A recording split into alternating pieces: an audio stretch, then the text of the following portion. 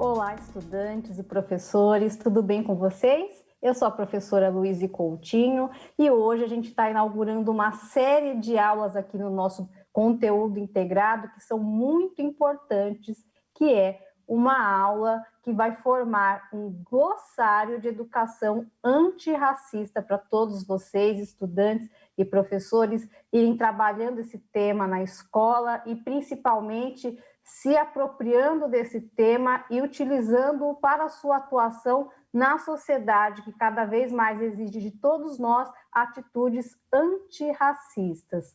Para começar a nossa aula de hoje, vai aparecer na tela para vocês os objetivos e a habilidade que vamos trabalhar. Na tela. Os nossos objetivos hoje são apresentar e esclarecer alguns termos pertinentes a questões de empoderamento da comunidade negra brasileira e as questões sociais enfrentadas por essa comunidade, com vistas à criação de uma cultura de tolerância, igualdade, consciência cidadã antirracista. E aí é bem interessante que nós estamos trazendo habilidades do currículo paulista para o ensino médio, mas eu já deixo o recado para o professor que estiver utilizando essa aula, que ele também pode utilizá-la nas séries dos anos finais do ensino fundamental, que é bem importante, e eu vou tratar com uma linguagem bem universal para que todos os estudantes possam se apropriar aí dessas aulas, desse conhecimento e desse glossário que a gente está formando juntinhos aí. Então, as habilidades do currículo paulista para o ensino médio que a gente está trazendo são essas aí. Voltando à tela, né, a habilidade 601, né, que é identificar, analisar as demandas e os protagonismos políticos, sociais e culturais dos povos indígenas e das populações afrodescendentes, incluindo os quilombolas no Brasil contemporâneo, afrodescendentes, considerando a história das Américas e o contexto de exclusão e ou inclusão precária desses grupos na ordem social e econômica atual, promovendo ações para a redução das desigualdades étnico-raciais no país. Como suporte, a gente também tem a habilidade 503, que é identificar diversas formas de violência física, simbólica, psicológica e suas principais vítimas, suas causas sociais, psicológicas, afetivas e seus significados e usos políticos, sociais e culturais, discutindo, avaliando mecanismos para combatê-las com base em argumentos éticos.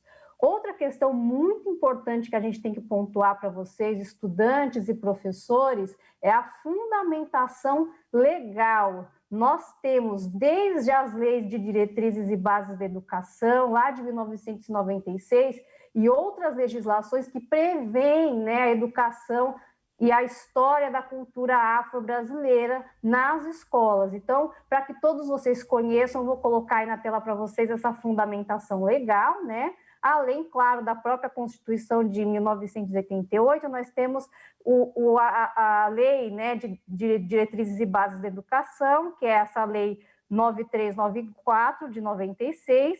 Temos a lei 11.645 de 10 de março de 2008 e nós também temos a lei 10.639 de 2003, todas elas vão tornar obrigatório a temática da história e da cultura afro-brasileira e indígena. Nesse QR Code que aparece na tela para vocês, vocês vão ter acesso aí ao texto dessa legislação para que vocês tomem conhecimento.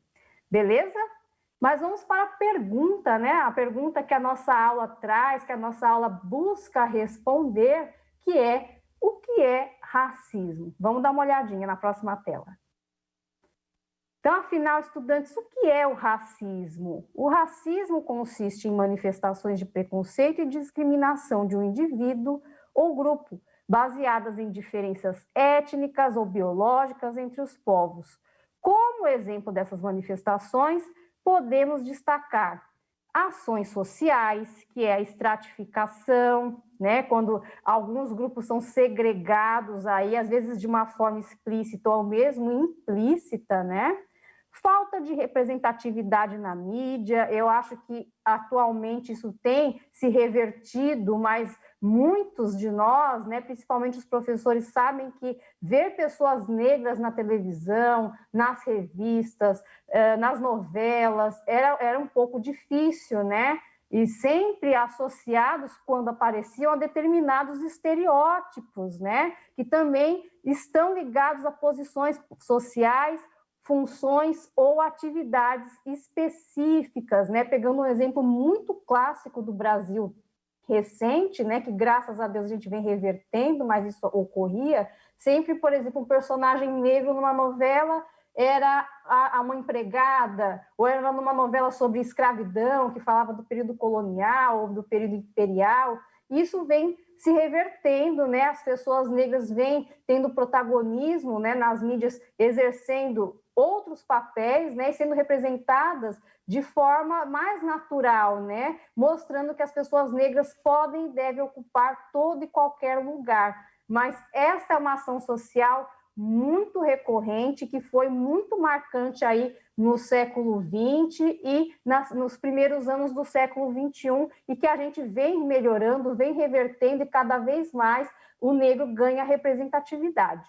Para a gente continuar rapidamente lá com a nossa tela, nós temos outras, né, manifestações de racismo, as crenças com bases muitas vezes pseudocientíficas. A história está cheia desses exemplos, e é muito importante a gente pontuar que a noção de raça, ela é fruto do racismo, né? Muita gente acha que o racismo existe porque existem raças diferentes. É o contrário, tá? Então, é o racismo que traz para se perpetuar a noção de raças diferentes, né? Isso no contexto, por exemplo, do neocolonialismo, né? A ocupação das potências europeias na África no século XIX, isso fica muito claro, porque várias teorias foram utilizadas para justificar as ações, né, daquelas potências europeias sobre os povos africanos, justificar, inclusive, muitas violências, diz respeito à soberania dos povos, entre outras. Falando nisso, vamos trazer mais um exemplo para vocês aí, que é a questão dos sistemas políticos, né? Os sistemas políticos, o imperialismo foi um deles, né? Eles se baseiam em teorias que vão trazer a ideia de noção civilizadora, fardo do homem branco, e vão implementar políticas segregacionistas. E, por último, as ações individuais, né, que são as ações que os indivíduos, na sua prática cotidiana, podem perpetrar aí e que indicam racismo, como estereotipação, imposição ou reprodução de padrões estéticos, indiferença a situações degradantes ou vulnerabilidade, certo?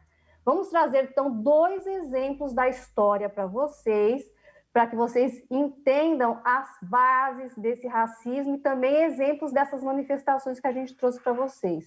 Vamos falar um pouquinho do apartheid na África, próxima tela. Então, um exemplo aí de racismo na história é o apartheid, né, que foi um regime de segregação racial na África do Sul que teve início ainda no período colonial, mas foi introduzido como política oficial após as eleições gerais de 1948.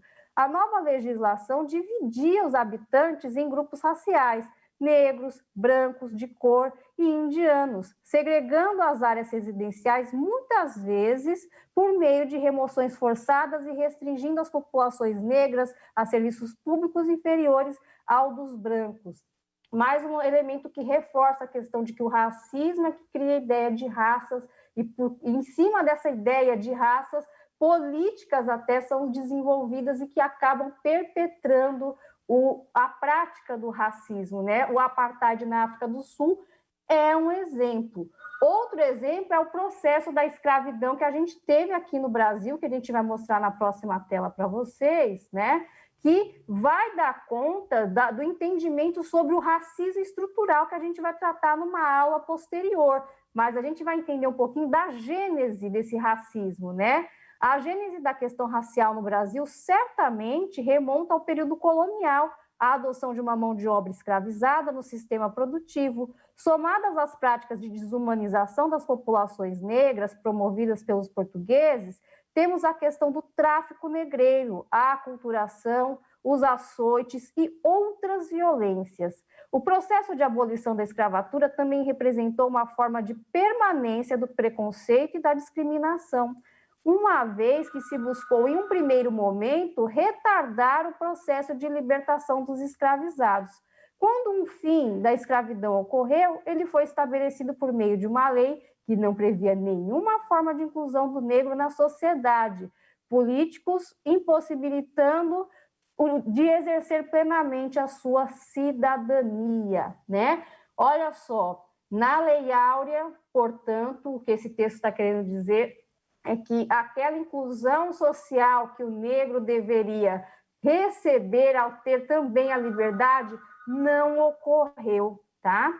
Então, dessa forma, ficou uma lacuna, né, de cidadania que o negro ainda busca preencher. Na próxima tela, só para ficar registrado, eu vou colocar para vocês aí o texto da Lei Áurea. O texto está praticamente na íntegra, ou seja, ele coube um slide, porque só está dizendo que é declarado o fim da escravidão no Brasil, né? E nós não temos nenhuma proposta de inclusão desse negro na sociedade, ações que vai tornar o negro não só uma pessoa livre, mas também um cidadão pleno, tá? E como é que a gente faz? Como é que a gente tenta reparar essa falha aí da Lei Áurea, né? Será que é voltando no tempo e reescrevendo essa legislação?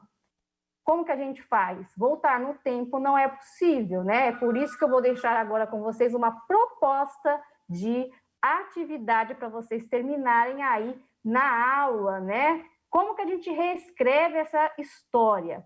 Próxima tela. Então, numa tentativa de reverter isso, nós temos aí as políticas afirmativas e reparatórias. Então, vocês, estudantes, com auxílio do professor, podem pesquisar um pouco mais sobre essas políticas que vão buscar aí trazer e garantir a cidadania para a comunidade negra, e vocês vão fazer essa pesquisa em cima de alguns questionamentos. As políticas existentes são efetivas? Apesar da implementação de políticas separatórias, por que o racismo ainda persiste? Existem outras questões ou desafios enfrentados pela comunidade negra que poderiam ser contornados por meio de políticas públicas? E aí, agora é com vocês. Eu espero que vocês tenham gostado dessa aula. Um bom trabalho aí e até a próxima. Tchau, tchau.